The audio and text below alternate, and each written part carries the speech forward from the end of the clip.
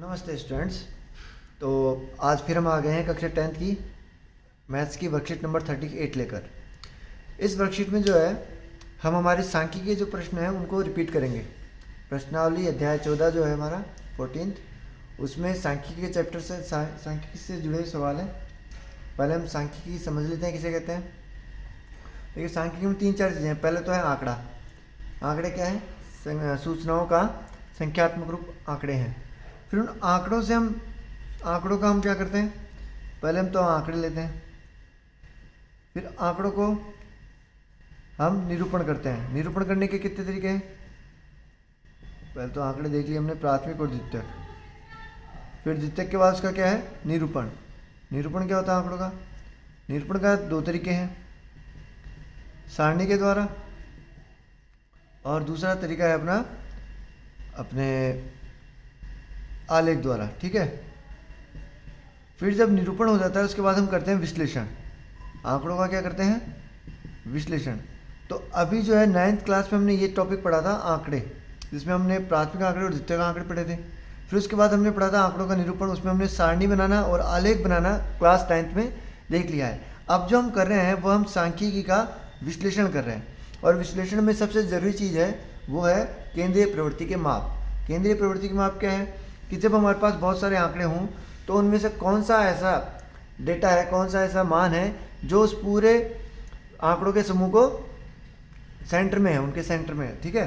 तो केंद्रीय प्रवृत्ति के माप कौन कौन से हैं देख लेते हैं। केंद्रीय प्रवृत्ति के यहाँ पर 3 माप दिए हुए हैं, माध्य, माध्यक और बहुलक। तो ये तीनों ही केंद्रीय प्रवृत्ति के माप हैं। तो प्रश्न नंबर 1 में हमारा जो उत्तर होगा वो होगा उपरोक्त सभी। ठीक है। केंद्रीय प्रवृत्ति के माप कौन कौन है? माध्य, माध्यक और बहुलक। ये तीनों ही केंद्रीय प्रवृत्ति के माप हैं। इन तीनों के द्वारा ही हम किसी भी आंकड़े के मध्य मान को प्राप्त करने का प्रयास करते हैं। दूसरा सवाल है, वर्ग अंतराल 40 और 45, 40 से 45 में वर्ग की निम्न सीमा है। अब देखिए, ये है वर्ग भाई, 40 से 45 तक के लोग मान लीजिए। तो इसमें निम्न सीमा क्या है? निम्न सीमा सीधा सीधा दिख रहा है हमारे पास, कितनी है? 14। ये इधर वाली सीमा कहलाती है निम्न सीमा, ऊपर वाली सीमा कहलाती है ऊपरी सीमा, और इन दोनों का अंतर कहलाता है परिसर। इन दोनों का अंतर क्या कहलाता है? परिसर। क्या क्या चीज़ें होगी? जहाँ से डेटा स्टार्ट हो रहा है वो हमारी निम्न सीमा है, जहाँ डेटा खत्म हो रहा है वो हमारी ऊपरी सीमा है, और उन दोनों का अंतर कहलाता है परिसर। और एक चीज़ और होती है वर्ग चिन्ह। एक चीज़ और क्या होती है? वर्ग चिन्ह। वर्ग चिन्ह क्या है? इन दोनों का जोड़कर जब हम 2 का भाग देते हैं तो बनता है वर्ग चिन्ह। तो अभी हमारे को क्या पूछ रहा है वह? अभी हमें वह पूछ रहा है वर्ग अंतराल 40 से 45 में वर्ग की निम्न सीमा है। तो निम्न सीमा कितनी होगी हमारे पास? 14। हमारे पास आंसर हो गया वह 14। वर्ग अंतराल 60 से 70 में वर्ग की ऊपरी सीमा है। ऊपरी सीमा मतलब ऊपर वाली लिमिट। तो ऊपरी सीमा हमारी क्या है? 70। इसको हम 70 कर देते हैं। आगे है वर्ग अंतराल 10 से 25 का वर्ग चिन्ह। अभी हमने पढ़ा वर्ग चिन्ह क्या होगा हमारा? दोनों को जोड़कर, ऊपरी सीमा और निम्न सीमा को जोड़कर आप 2 का भाग दे दीजिए तो हमारे बनता है वर्ग चिन्ह। एक बार और देख लेते हैं इसको, कैसे है वर्ग चिन्ह। तो हमारा वर्ग चिन्ह क्या आएगा? 10 से 25 का वर्ग चिन्ह है ऊपरी सीमा प्लस निम्न सीमा बटा 2। 10 प्लस 25 बटा 2, 35/2। दिस इज इक्वल टू 17.5, 17.5 का। 35 में 2 का भाग दिया, 17.5। तो इसका आंसर हो गया है 17.5। वर्ग अंतराल 70 से 85 में वर्ग परिसर है। वर्ग परिसर क्या है? ऊपरी सीमा माइनस निम्न सीमा। ऊपरी सीमा कितनी है इसमें? 85। निम्न सीमा कितनी है इसमें? 70। तो वर्ग परिसर कितना हो गया? 85 माइनस 70 इज इक्वल टू 15। तो हमारा आंसर हो गया है 15। ठीक है। यहाँ पे मैंने थोड़ा सा तो ये गलत लिख दिए हैं। ये क्या क्या है इसमें? 5th में है 15, 70, 85 एंड 155। तो हमारा जो आंसर हो गया है 15। ओके, चलिए आगे के क्वेश्चन देख लेते हैं। अब इसमें आगे क्या क्या है। अब हम अगला सवाल देखते हैं। क्वेश्चन नंबर 6 है, 2, 3, 4, 5, 6 का औसत माध्य होगा। कितना होगा? देखिए, माध्य निकालने का क्या फॉर्मूला है? माध्य निकालने का फॉर्मूला है राशियों का योग बटे राशियों की संख्या। जब हमारा डेटा अवर्गीकृत हो तब हम ये वाला फॉर्मूला लगाते हैं, राशियों का योग बटा राशियों की संख्या। एक तरह का औसत ही है, राशियों की संख्या। तो फटाफट से आप इनका सबका ऐड कर लीजिए। माध्य बराबर हो गया हमारा 2 + 3 + 4 + 5 + 6 अपॉन कितने लोग हैं 1 2 3 4 5। ऐड किया 2 and 3 5 5 5 10 6 16 and 4 20 देन 20/5 = 4। तो हमारा जो माध्य आ गया वह आ गया है 4। एक और चीज़ देख सकते हैं अपन समझने के लिए, अगर डेटा क्रम से है, अगर डेटा क्रम से स्टेप बाय स्टेप क्रम से चल रहा है 2 3 4 5 6, तो जो बीच वाली वैल्यू होती है वो हमारा माध्य होता है और वही हमारा माध्यक भी होता है। तो माध्य हो गया हमारा 4 14। किसी बारंबारता बंटन में किसी वर्ग की संचयी बारंबारता उस वर्ग से पहले वाले सभी वर्गों की बारंबारता का होता है। क्या होता है? योग। संचयी बारंबारता मतलब हम बारंबारताओं को इकट्ठा करते जा रहे हैं और इकट्ठा कर रहे हैं। संचयी का मतलब ही क्या है? इकट्ठा करना। ऊपर वाली बारंबारता आई, उसमें नीचे वाली को जोड़ा, फिर अगली वाली में उन दोनों को जोड़ा, फिर उससे अगली वाली में ऊपर वाली सबको जोड़ा, तो इस तरह से जोड़ते रहते हैं। तो यहाँ आता है योग। प्रश्न संख्या 8, आंकड़ों को वर्गीकृत करते समय 40 को निम्न में से किस अंतराल में लिया जाएगा? इस सवाल को समझने के लिए थोड़ी देर के लिए हम मान लेते हैं कि एक स्कूल है, उसमें एग्ज़ाम हुआ है, ठीक है, और उस एग्ज़ाम में बच्चों के मार्क्स आए हैं 5 बच्चे हमने लिए। एक बच्चे के मार्क्स आए 5, एक क्या है 20, एक क्या है 25, एक क्या है 40 और एक क्या आगे 45। अब हम इसकी वर्गीकृत सारणी बना रहे हैं। वर्गीकृत सारणी मतलब 5 से ले लेता हूँ मैं। कितने का अंतर है समय? 15 का है। 5 से थोड़ा सा एक डेटा और बढ़ा देते हैं, 5 से 20 ले लेते हैं। 5 से 20 डेटा और बढ़ा देते हैं ताकि थोड़ा इजी हो जाए।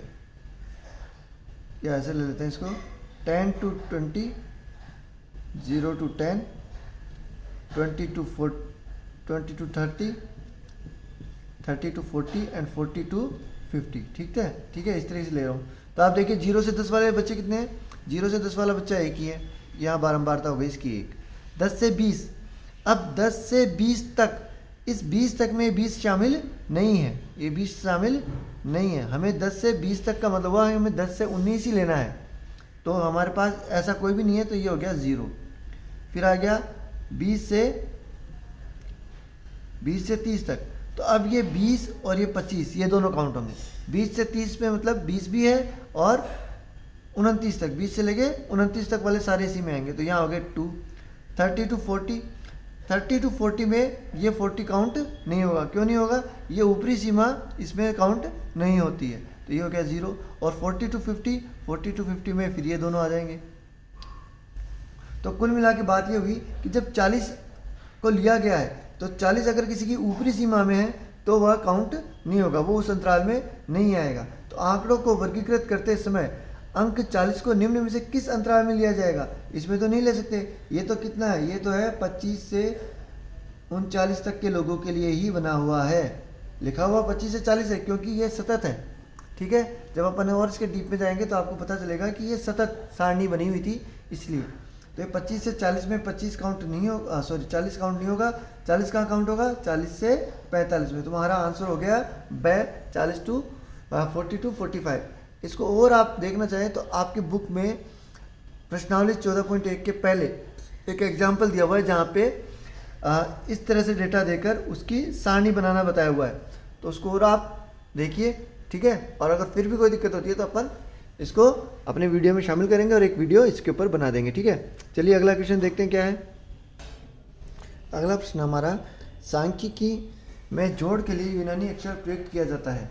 तो देखिए जो इतने भी अपने अक्षर है ना, अपना अल्फा, बीटा, थीटा, ये सब यूनानी अक्षर है, ठीक है। और सांख्यिकी में जोड़ के लिए अपन जो वर्ड काम में लेते हैं, जो लेटर काम में लेते हैं वो है सिग्मा। वो क्या है? सिग्मा, ठीक है।